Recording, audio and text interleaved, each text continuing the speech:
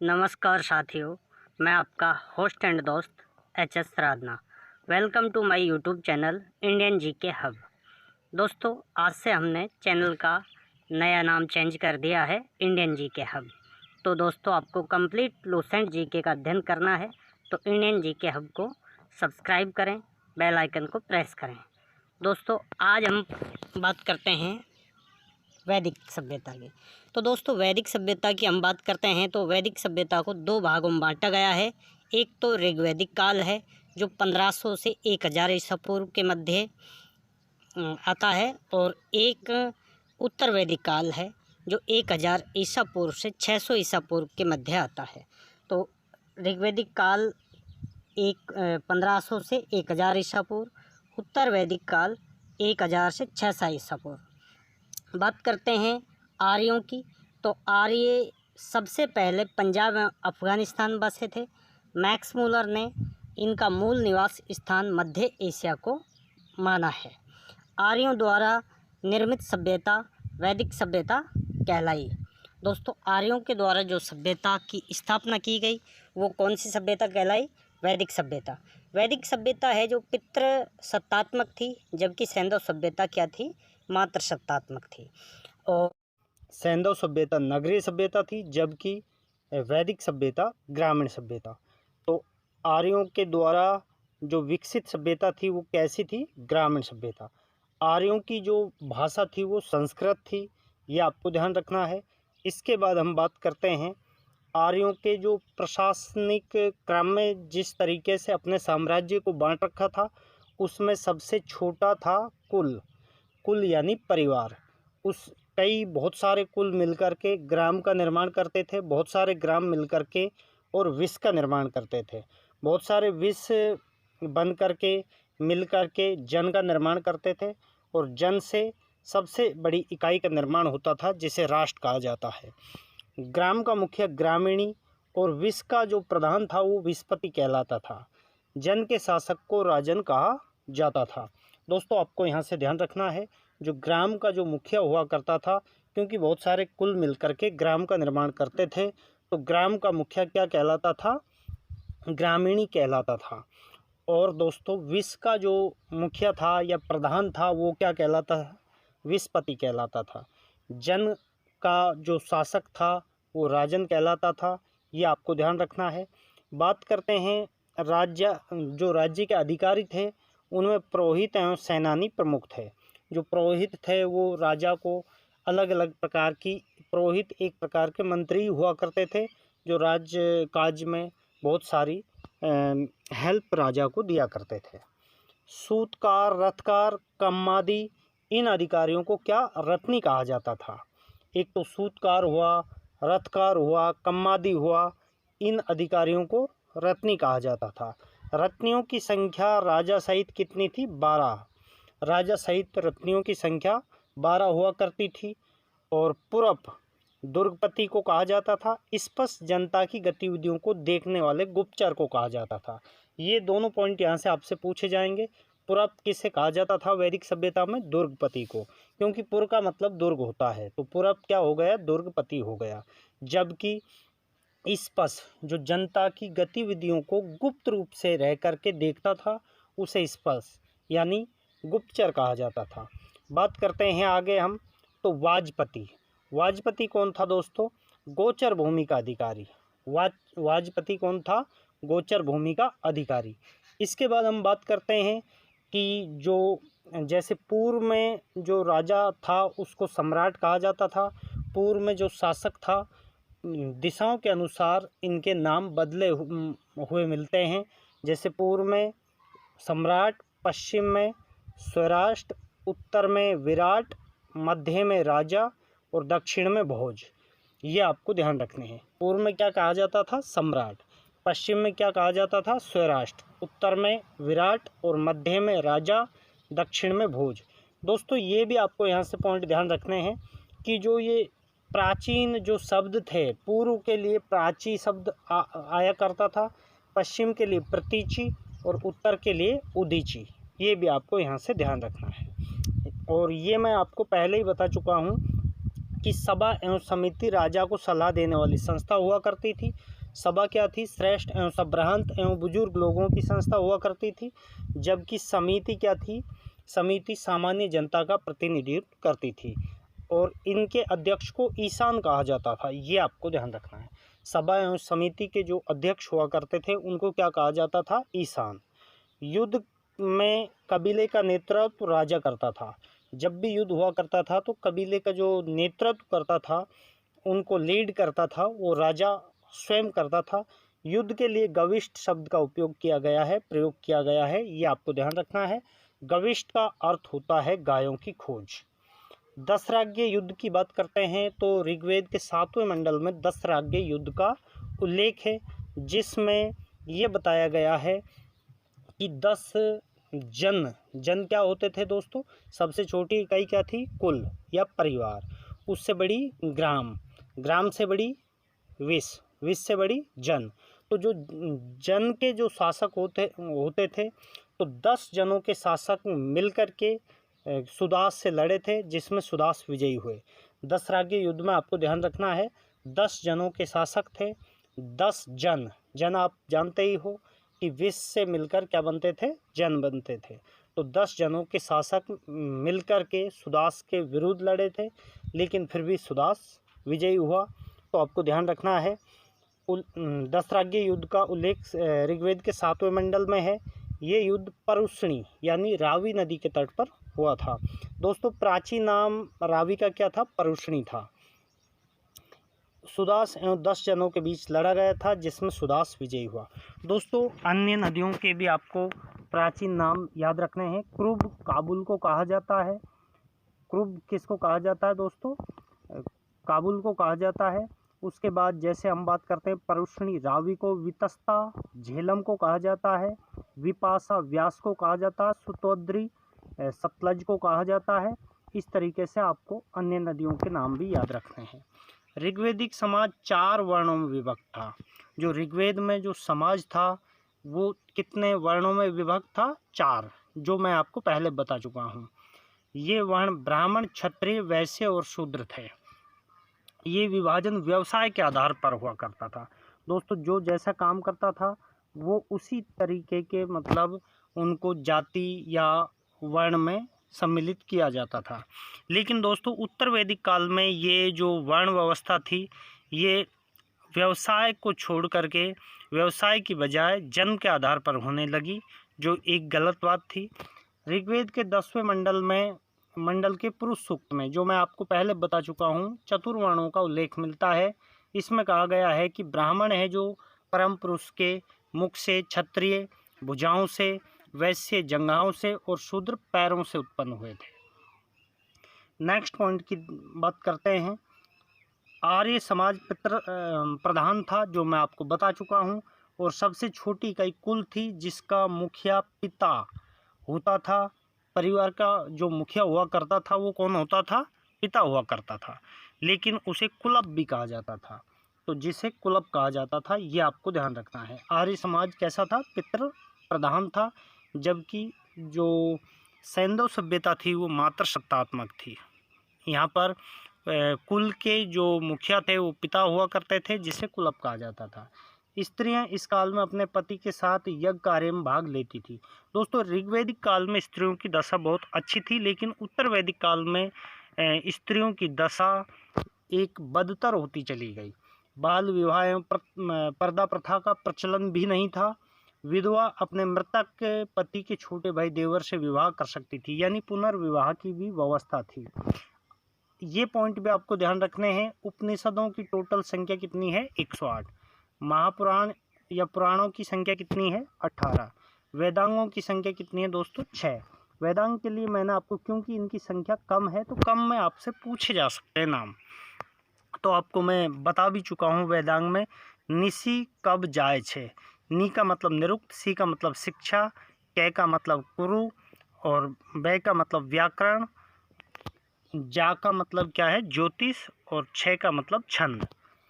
स्त्रियां शिक्षा ग्रहण करती थी। ऋग्वेद में लोपामुद्रा, घोषा, सिक्ता, अपाला, विश्वास जैसी विदुषी स्त्रियों का वर्णन है।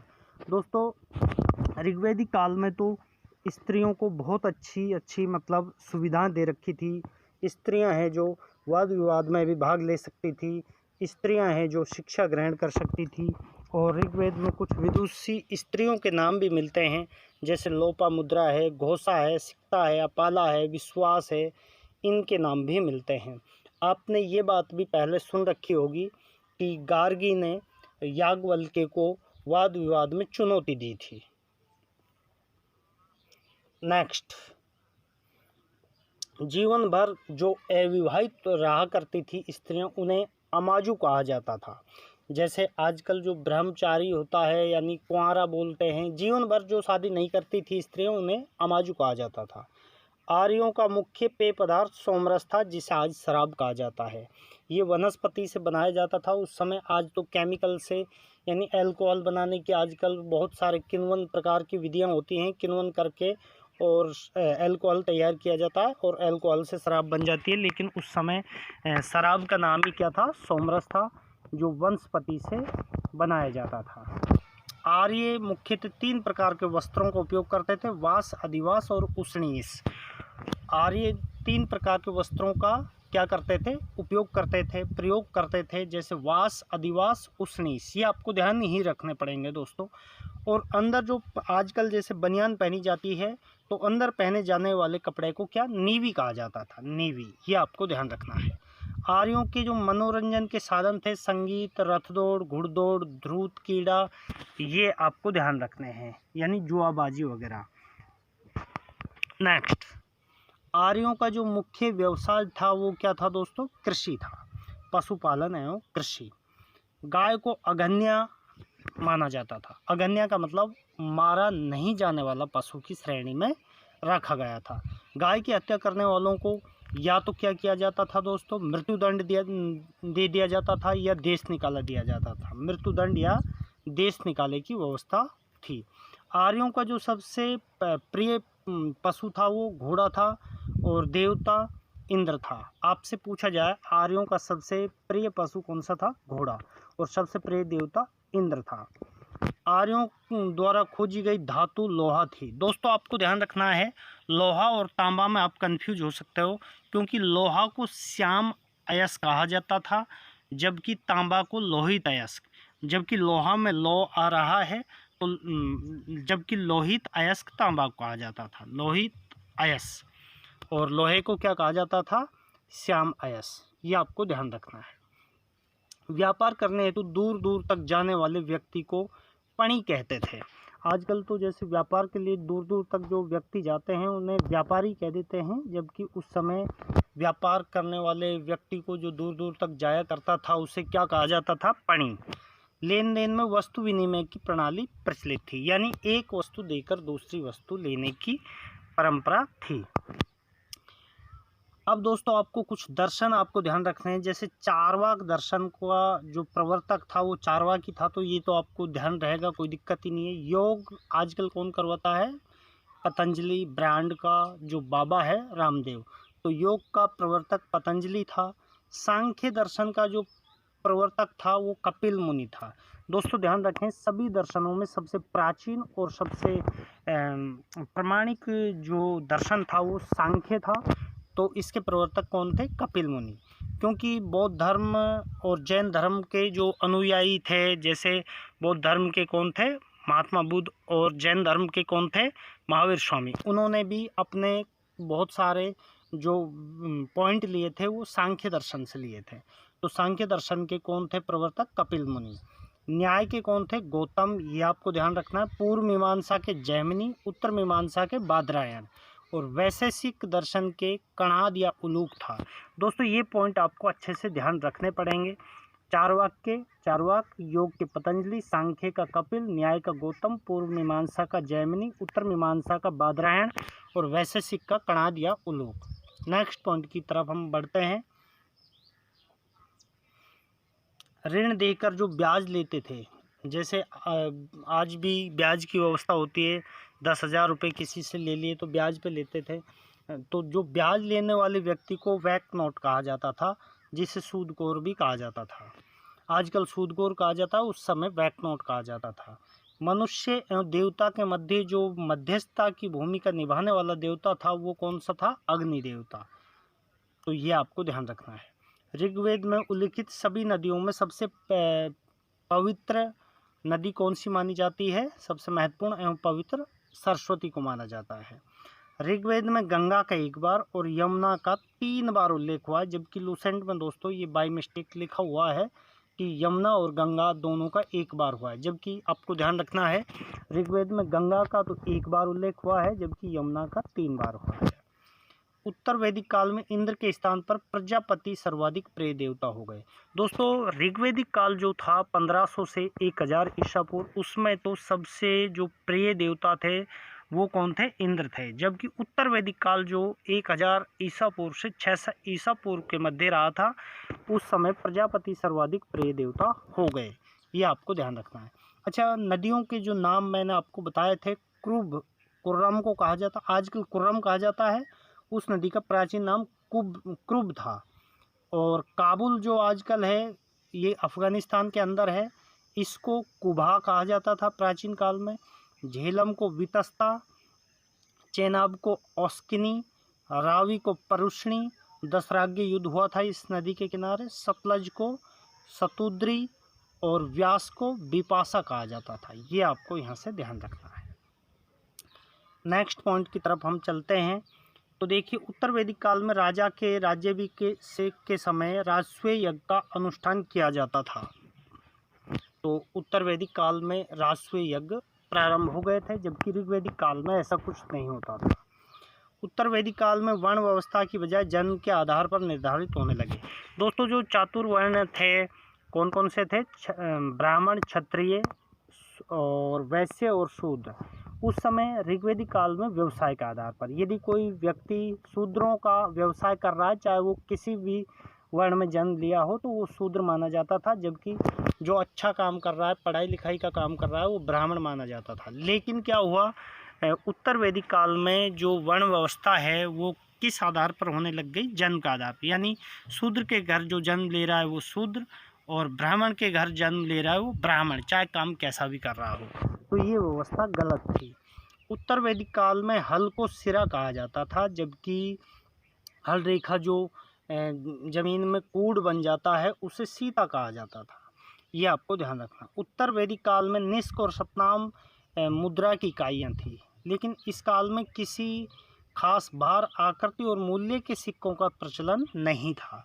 दोस्तों उत्तर वैदिक काल में मुद्रा की इकाइयाँ तो थी निष्क और शतमान, लेकिन ऐसा नहीं था कि कोई खास भार हो कि 200 ग्राम का है या 180 ग्राम का है या 5 रुपये का है या 10 रुपये का है, ऐसे कोई प्रमाण नहीं मिलता है। सांख्य दर्शन भारत के सभी दर्शनों में सबसे प्राचीन है, जो मैं आपको बता चुका हूँ। इसके प्रवर्तक कौन थे? कपिल मुनि। इसमें मूल तत्व कितने बताए गए हैं? 25, जिसमें प्रथम जो तत्व है वो प्रकृति है। दोस्तों आपसे पूछा जा सकता है सांख्य दर्शन में कुल कितने तत्वों को सम्मिलित किया गया है? तो सांख्य दर्शन में कुल 25 तत्वों को सम्मिलित किया गया है, जिनमें सबसे पहला प्रकृति है। ये भी आपको अच्छे से याद रखना है। इसके बाद आगे बढ़ते हैं हम। सत्यमेव जयते मुंडकोपनिषद से लिया गया है। इसी उपनिषद से यज्ञ की तुलना टूटी नाव से की गई है।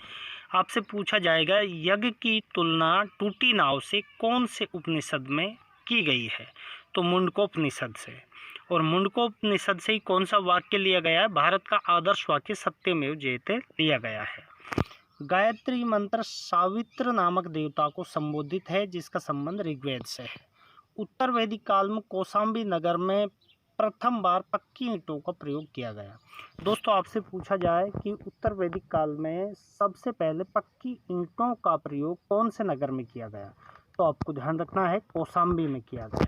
महाकाव्य, ऋग्वैदिक काल के जो महाकाव्य थे वो महाभारत एवं रामायण है। महाभारत का जो पुराना नाम है वो जय संहिता है। बात करते हैं दोस्तों आगे हम।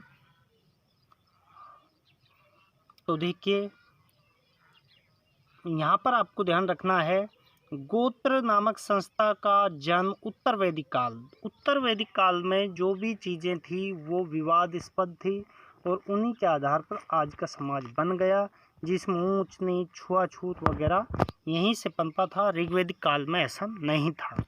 अब बात करते हैं देवता और उनका संबंध।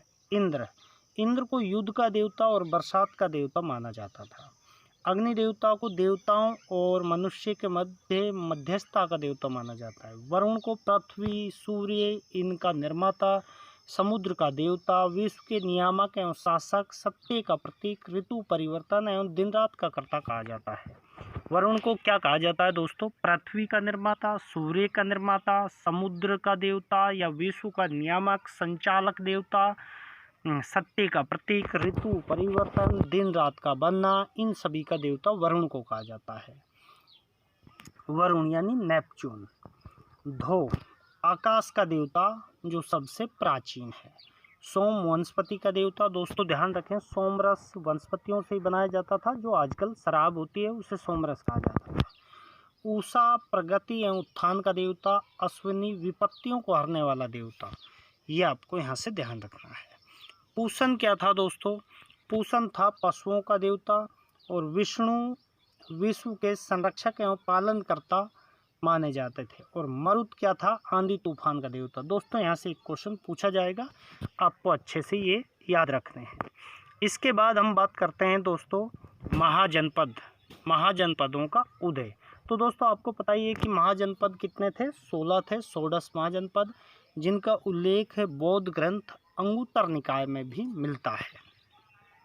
दोस्तों इनकी जो राजधानियां हैं उनके लिए मैं आपको अलग से ट्रिक डाल दूंगा, जो आपको मैं शाम तक नेक्स्ट वीडियो में एक 5 से 7 मिनट की वीडियो डाल दूंगा, जिसमें इनकी आपको जो महाजनपद थे और उनकी राजधानियां वो याद करने में आसानी रहेगी। तो देखिए महाजनपद कितने थे दोस्तों? 16 थे, जिनमें आपको अभी लाइटली यहाँ से ध्यान रखना है, ये 16 महाजनपदों में बटा था। बौद्ध ग्रंथ अंगुत्तर निकाय से इनके बारे में जानकारी मिलती है। अंग की राजधानी चंपा थी। भागलपुर और मुंगेर ये क्षेत्र इसके अंतर्गत आते थे, जो आजकल बिहार में पड़ते हैं। मगध की राजधानी गिरिब्रज या राजगृह थी। पटना, गया जो क्षेत्र है बिहार में, वो मगध के अंतर्गत आता था। काशी की राजधानी वाराणसी थी। वाराणसी का आसपास का जो क्षेत्र यूपी के अंतर्गत है वो। वत्स की राजधानी कौशाम्बी थी। इलाहाबाद के आसपास का यूपी वाला क्षेत्र। वज्जी की राजधानी वैशाली या विदह या मिथिला थी। मुजफ्फरपुर एवं दरभंगा के आसपास का जो क्षेत्र है, जो वो क्षेत्र इस मतलब वज्जी महाजनपद में आता था। कौशल की राजधानी श्रावस्ती थी, जो फैजाबाद वाला क्षेत्र है, वहाँ पर कौशल महाजनपद था। नेक्स्ट हम बात करते हैं अवंती। तो अवंती की राजधानी उज्जैन थी। उज्जैन या महिष्मती भी कहा जाता था उस समय।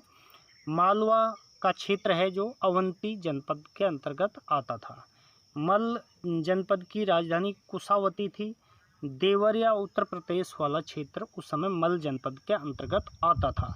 दोस्तों इसकी एक ट्रिक बनाऊंगा मैं बहुत आसान सी, जो शाम को आपको 5-7 मिनट की वीडियो बनाकर डाल दूंगा, तो वहाँ से और अच्छे से याद हो जाएंगे। पंचाल जो जनपद था उसकी राजधानी अहिछत्र या काम्पिल्ले थी। बरेलू, बदायूं, फर्रुखाबाद यूपी वाला क्षेत्र, ज़्यादातर जो जनपद थे वो यूपी के अंतर्गत ही थे। चेदी की राजधानी शक्तिमती थी। बुंदेलखंड यूपी वाला क्षेत्र इसमें आता था। कुरु की राजधानी इंद्रप्रस्थ थी। आधुनिक दिल्ली, मेरठ, हरियाणा के क्षेत्र कुरु जनपद के अंतर्गत आते थे। मत्स्य जनपद की राजधानी विराटनगर थी। जयपुर राजस्थान के आसपास के क्षेत्र। कम्बोज की हटक थी। राजौरी एवं हजारा क्षेत्र उत्तर प्रदेश के। उसके बाद हम बात करते हैं 14वां। सूरसेन की राजधानी क्या थी दोस्तों? मथुरा। मथुरा यूपी वाला क्षेत्र। असमक की पोटली या पोतान थी। गोदावरी नदी क्षेत्र दक्षिण भारत का एकमात्र जनपद था।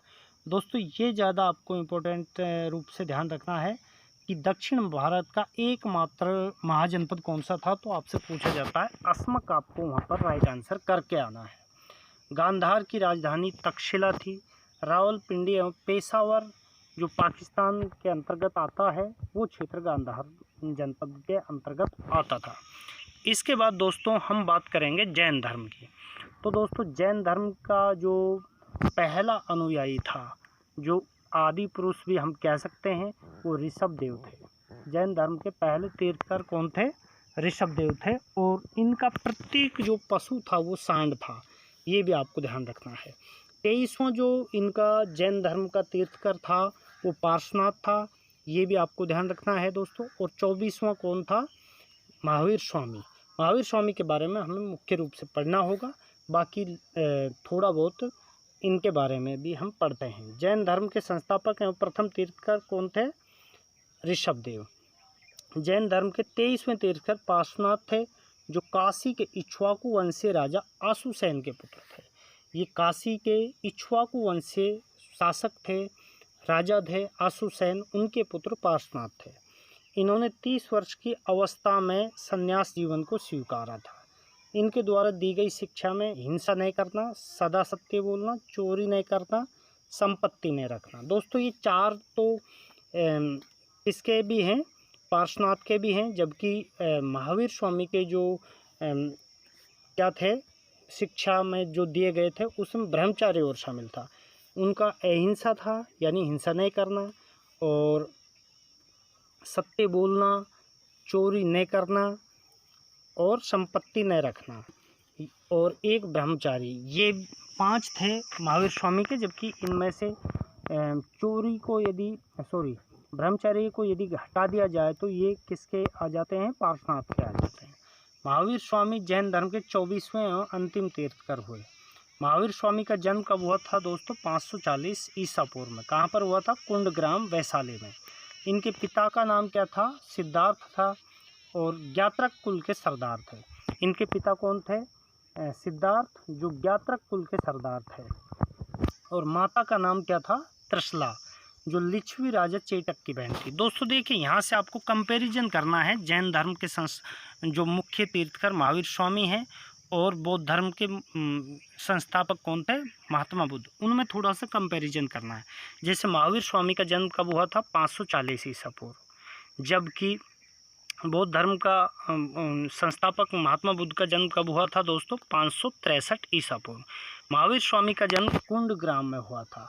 कहाँ पर हुआ था? कुंडग्राम वैशाली में। जबकि महात्मा बुद्ध का जन्म कहाँ हुआ था? लुम्बिनी नेपाल में हुआ था। लुम्बिनी नेपाल में हुआ था। और महावीर स्वामी के पिता का नाम सिद्धार्थ था, जबकि मधुसूदन था। तो इस तरीके से आपको कुछ बातें ध्यान रखनी है। जैसे जैन धर्म है, जो जैन धर्म में क्या है दोस्तों? ईश्वर की मान्यता नहीं है। इसी प्रकार से बौद्ध धर्म में भी ईश्वर की मान्यता नहीं है। जबकि जैन धर्म में पुनर्जन्म को मान्यता है, और बौद्ध धर्म में भी पुनर्जन्म को मान्यता है। दोस्तों जैन धर्म में आत्मा को माना जाता है, जबकि बौद्ध धर्म में आत्मा को भी नहीं माना जाता है। तो देखिए, जैन धर्म से संबंधित हम सभी बातें देख लेते हैं। महावीर स्वामी का जन्म 540 ईसा पूर्व कुंडग्राम वैशाली में हुआ। इनके पिता का नाम क्या था? ज्ञात्रक कुल के सरदार थे सिद्धार्थ। माता त्रिशला थी, और महात्मा बुद्ध की माता का क्या नाम था दोस्तों? महामाया या माया देवी। और ये त्रिशला हैं जो चेटक की बहन थी। महावीर स्वामी की पत्नी का नाम यशोदा था, और पुत्री का नाम अनुजा प्रियदर्शनी था। यहाँ से आपको दोस्तों कंफ्यूज नहीं होना है। जो महावीर स्वामी है, इनके पिता का नाम क्या था दोस्तों? सिद्धार्थ था, और माता का नाम त्रिशला था। महावीर स्वामी का जन्म कहाँ पर हुआ था दोस्तों? कुंडग्राम में हुआ था। और इनकी पुत्री का नाम अनुजा प्रियदर्शनी था। ये बातें आपको सभी याद रखनी है। आगे हम बात करते हैं। महावीर स्वामी का नाम, जो बचपन का नाम था, वो वर्धमान था। इन्होंने 30 वर्ष की उम्र में माता पिता की मृत्यु के बाद अपने बड़े भाई नंदीवर्मन से अनुमति लेकर संन्यास को स्वीकारा था। 12 वर्षों की कठिन तपस्या के बाद महावीर को जरम्बिक के समीप ऋजुपालिका नदी के तट पर साल वृक्ष के नीचे।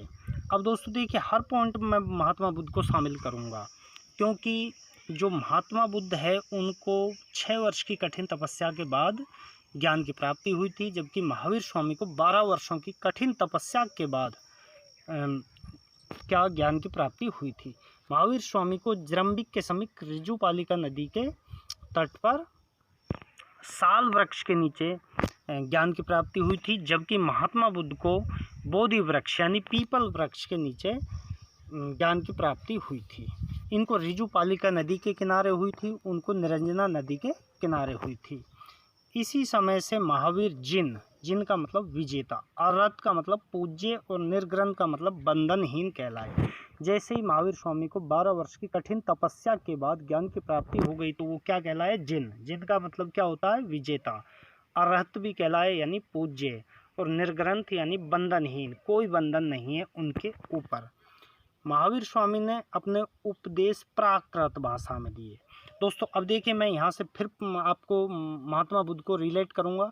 महावीर स्वामी ने उपदेश प्राकृत भाषा में दिए, जबकि महात्मा बुद्ध ने जन सामान्य की भाषा थी पाली, उसी में दिए थे। उस समय जो लोगों की भाषा थी पाली में उपदेश दिए थे, जबकि महावीर स्वामी ने प्राकृत भाषा में उपदेश दिए थे। महावीर के प्रथम अनुयायी उनके ही दामाद थे, जो प्रियदर्शनी अनुजा प्रियदर्शनी के जो पति थे जामिल, वो इनके प्रथम अनुयायी बने। प्रथम जैन भिक्षुणी कौन बनी थी? नरेश दधिवाहन की पुत्री चंपा बनी थी। ये भी आपको ध्यान रखना है। प्रथम जो जैन भिक्षुणी थी यानी महिला कौन शामिल हुई थी? चंपा हुई थी। वो दधिवाहन की पुत्री थी। नरेश थे, दधिवाहन यानी राजा थे, उनकी पुत्री चंपा थी।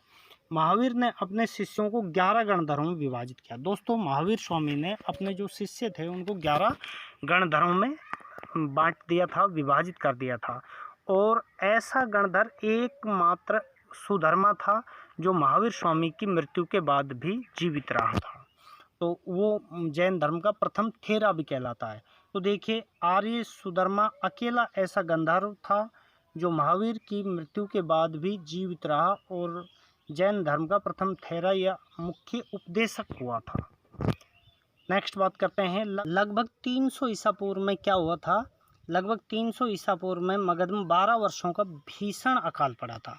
दोस्तों भीषण अकाल पड़ने के कारण जैन धर्म के 2 जो मुख्य प्रवर्तक थे, मुख्य अनुयायी थे, एक का नाम था स्थूलभद्र और एक का नाम था भद्रबाहु। तो दोस्तों इनमें से हुआ क्या था? एक बात यहाँ से आपको ध्यान रखनी है, भद्रबाहु में 4 अक्षर हैं। तो भद्रबाहु से कौन सा जो जैन धर्म विभाजित हुआ था? एक तो दिगंबर में और एक श्वेतांबर में। तो भद्रबाहु में कितने अक्षर हैं दोस्तों? 4 अक्षर। तो इनके द्वारा बनाया गया कौन सा जैन धर्म का कौन सा पक्ष था दोस्तों? इनके द्वारा बनाया गया था दिगंबर। और दूसरा स्थूलभद्र में अधिक शब्द हैं, इसलिए इन्होंने कौन सा पक्ष चलाया दोस्तों? इन्होंने चलाया था श्वेतांबर। तो दोस्तों जैन धर्म 2 भागों में बट गया, दिगंबर और श्वेतांबर। दिगंबर में 4 अक्षर हैं इसलिए भद्रबाहु, श्वेतांबर में अधिक अक्षर हैं इसलिए स्थूलभद्र इसके मुख्य प्रवर्तक थे। आपको ये ध्यान रखना है। अब इसमें होता क्या है दोस्तों, दिगंबर जो पक्ष था उनके जो प्रवर्तक थे भद्रबाहु, वो तो कहाँ चले जाते हैं? कर्नाटक चले जाते हैं। और स्थूलभद्र जो श्वेतांबर जैन थे वो कहाँ पर? मगध में ही रहते हैं। लेकिन जैसे ही फिर दिगंबर वापस आते हैं यानी भद्रबाहु वापस आते हैं तो उनका टकराव हो जाता है। टकराव होने के बाद मुख्य रूप से ये 2 भागों में बटा था, दिगंबर और श्वेतांबर में। ये बात आपको ध्यान रखनी है। तो कुछ पॉइंटों को हम यहाँ से देखते हैं। तो देखिए, जो अपने शिष्यों सहित कर्नाटक चले गए, कौन चले गए थे? भद्रबाहु। किंतु कुछ अनुयायी स्थूलभद्र के साथ मगध में ही रुक गए। भद्रबाहु के वापस लौटने पर मगध के साधुओं से उनका गहरा मतभेद हो गया, जिसके फलस्वरूप जैन मत श्वेतांबर एवं दिगंबर नामक 2 संप्रदायों में बट गया। तो दोस्तों आपको ध्यान रखना है, दिगंबर तो कहाँ से आए थे? मतलब दिगंबरों का जो मुख्य प्रवर्तक था वो कौन था? भद्रबाहु। ठीक है, वो तो कहाँ से? कर्नाटक से वापस आए थे। जबकि स्थूलभद्र के शिष्य कौन थे? श्वेतांबर कहलाए। ये आपको यहाँ से ध्यान रखने हैं। अब आपको कुछ पॉइंट यहाँ से ध्यान रखने हैं दोस्तों। तो यहाँ से पॉइंट कौन कौन से याद रखने होंगे? जैसे ऋषभदेव प्रथम जैन अनुयायी था, जिनका प्रतीक क्या था? सांड। ये आपको ध्यान रखना है। और अजितनाथ दूसरा था, जिनका हाथी। देखिए नाथ में थ आ रहा है तो यहाँ पर हाथी, ये आपको ध्यान रखना है। संभव का घोड़ा ये तीसरा जैन तीर्थंकर था। संपार्श्व 7वां था, इनका स्वास्तिक था। शांति 16वां था, इनका हिरण था। ये दोस्तों आपको लाइटली ध्यान रखना है। मुख्यतः पहला ऋषभदेव का सांड और अंतिम कौन थे, महावीर स्वामी का सिंह। ये तो आपको याद ही रखने हैं। यदि आपने ये सभी याद रख लिए तो बहुत अच्छी बात है। नेमी 21वें थे, इनका नीलकमल था। अरिष्टे नेमी 22वें थे, इनका शंख था। और पार्श्वनाथ 23वें थे, इनका सर्प था। और महावीर स्वामी 24वें थे, जिनका क्या था, सिंह था। ये बात आपको यहाँ से ध्यान रखनी है। इसके बाद जैन धर्म के 3 रत्न के बारे में हम बात करते हैं। तो सम्यक दर्शन, सम्यक ज्ञान, सम्यक आचरण, ये आपको यहाँ से ध्यान रखने हैं दोस्तों। ये आपने बार बार पढ़ भी रखे होंगे। और एक बात आपको ध्यान रखना है, जैन तीर्थंकरों में ऋषभदेव और अरिष्टोनेमी, ऋषभदेव पहले थे, अरिष्टोनेमी 22वें थे। इनका उल्लेख कहाँ पर मिलता है, ऋग्वेद में मिलता है। और अरिष्टोनेमी को भगवान कृष्ण का निकट संबंधी भी माना गया है। इसके बाद हम बात करते हैं दोस्तों, तो देखिए त्रिरत्न के अनुशीलन के लिए महावीर स्वामी ने 5 महाव्रतों की कल्पना की थी। अहिंसा, सत्य वचन, अस्तेय, अपरिग्रह एवं ब्रह्मचार्य। जबकि दोस्तों अहिंसा, सत्य वचन, अस्तेय का मतलब होता है चोरी नहीं करना, अपरिग्रह का मतलब संपत्ति नहीं रखना। इनका उल्लेख तो पार्श्वनाथ ने भी किया था। लेकिन 5वां महाव्रत किसने चलाया, महावीर स्वामी ने 5 चलाए। जैन धर्म में ईश्वर की मान्यता नहीं है, जबकि बौद्ध धर्म में भी नहीं है। जैन धर्म में आत्मा की मान्यता है, जबकि बौद्ध धर्म में आत्मा की भी मान्यता नहीं है। महावीर पुनर्जन्म एवं कर्मवाद में विश्वास करते थे। और बौद्ध जो महात्मा बुद्ध थे वो भी पुनर्जन्म में विश्वास करते थे।